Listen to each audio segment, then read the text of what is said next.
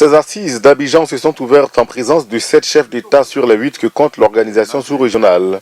Se félicitant des bonnes performances économiques enregistrées par l'Union, le président ivoirien Alassane Ouattara, par ailleurs président en exercice de la conférence des chefs d'État et de gouvernement de l'UEMOA, a appelé les États membres de l'institution à respecter les critères de convergence. Il s'est en outre penché sur la question du renforcement de la sécurité dans l'espace pour lui permettre d'être paisible et prospère.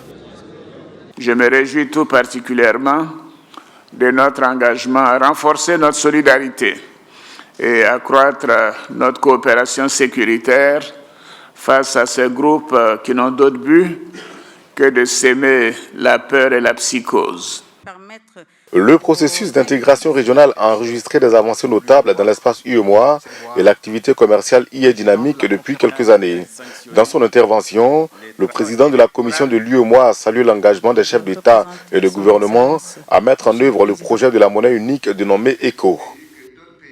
Conformément aux conclusions du sommet des chefs d'État et de gouvernement de la CEDEAO d'Abuja le 29 juin 2019, la conférence réaffirme l'approche graduelle pour la mise en place de la monnaie unique de la CEDEAO, privilégiant un démarrage en 2020 avec les pays qui respectent les critères de convergence,